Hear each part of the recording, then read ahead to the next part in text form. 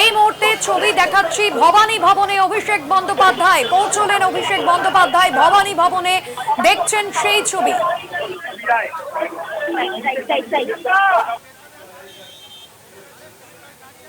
এই মুহূর্তে ভবানী ভবনে পৌঁছলেন অভিষেক বন্দ্যোপাধ্যায়। সন্ধে 6টার মধ্যে হাজিরা দিতে হবে। সন্ধে 6টার মধ্যে তাকে হাজিরা দেওয়ার কথা ছিল। 5:49 তিনি পৌঁছলেন ভবানী ভবনে। কালীঘাট থেকে ভবানী ভবনে পৌঁছলেন অভিষেক বন্দ্যোপাধ্যায়। এই মুহূর্তে সরাসরি দেখছেন সেই ছবি। প্রচুর নিরাপত্তা এবং প্রচুর পরিমাণে পুলিশ ও কেন্দ্রীয় বাহিনী সেখানে মোতায়েন রয়েছে।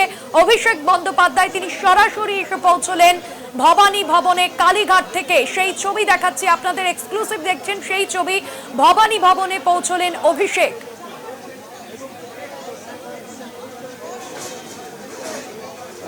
এবং যখন তার কনভয় সেখানে ঢোকে প্রচুর মানুষ কিন্তু তাকে সেখানে অপেক্ষা করছিল। তবে যাতে কোনো রকম ভাবে জনরোষে আক্রান্ত হতে না পারেন অভিষেক বন্দ্যোপাধ্যায়, যাতে জনরোষ না হয় তার জন্য আগে থেকে কিন্তু পুলিশ নিরাপত্তায় ছিল, কেন্দ্রীয় বাহিনী নিরাপত্তায় ছিল।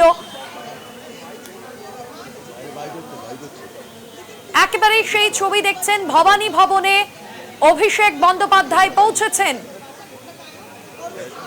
যে হাজিরার নির্দেশ দেওয়া হয়েছিল সন্ধে 6টার মধ্যে বিকেল 5:49 হাজিরা দিলেন অভিষেক বন্দ্যোপাধ্যায়, পৌঁছলেন ভবানী ভবনে।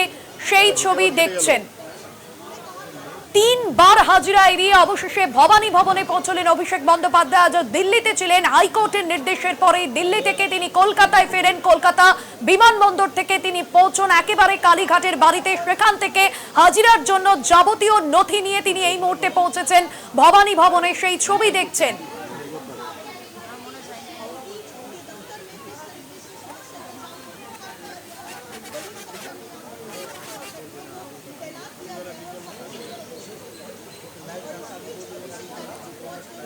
এই মুহূর্তে সেই ছবি দেখাচ্ছি আপনাদের। ভবানী ভবনে পৌঁছেছেন অভিষেক বন্দ্যোপাধ্যায়।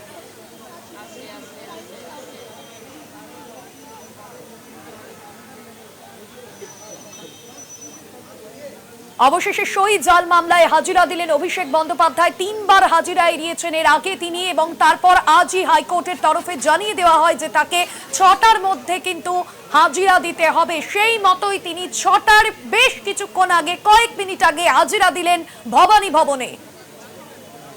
রিয়া রয়েছেন আমাদের সঙ্গে। রিয়া, ঠিক বিকেল 5:49 তিনি ভবানী ভবনে এলেন। সন্ধ্যে 6টা পর্যন্ত তার টাইম ছিল। কি জানা যাচ্ছে এই মুহূর্তে?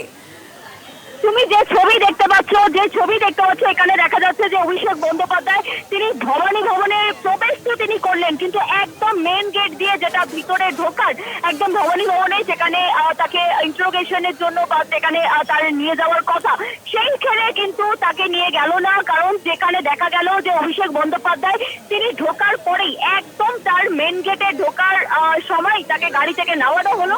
একদম ডান সাইডে ভবানী ভবনের যে মেন গেট যেখান দিয়ে একদম ভিতরে অফিসে প্রবেশ করার, সেটা বাঁ সাইডের গেট, এবং ডান দিকে যেটা দেখা যাচ্ছে যে অভিষেক বন্দ্যোপাধ্যায়কে সেখানে তার লয়ার রয়েছে এবং সেখানে তার সিকিউরিটি রয়েছে। অভিষেক বন্দ্যোপাধ্যায়কে একটি গাড়ির পার্কিং এ দাঁড় করিয়ে রাখা হয়েছে অভিষেক বন্দ্যোপাধ্যায়কে। এই মুহূর্তে তুমি সেই ছবি দেখতে পাচ্ছ। অত্যন্ত গুরুত্বপূর্ণ যে অভিষেক বন্দ্যোপাধ্যায় তাকে মেন অফিসে নয়, তাকে একদম পার্কিং এ দাঁড় করিয়ে রাখা হয়েছে অভিষেক বন্দ্যোপাধ্যায়কে।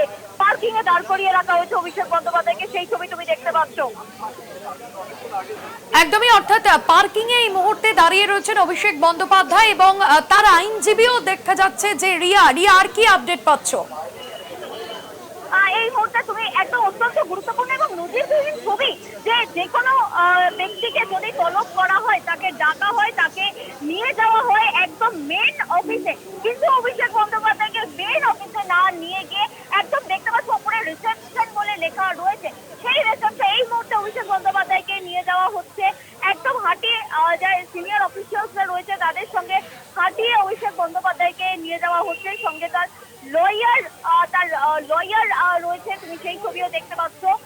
কিন্তু সম্ভবত তার লয়ার রয়েছে তার সঙ্গে, এবং অভিষেক বন্দ্যোপাধ্যায়কে বেশ কিছুক্ষণ রিসেপশন যে পার্কিং এরিয়া সেখানে তাকে রাখা হয়, সেখানে তার সঙ্গে কথোপকথন হয়, এবং সেই কথোপকথনের পরে অভিষেক বন্দ্যোপাধ্যায়কে এই মুহূর্তে নিয়ে যাওয়া হলো।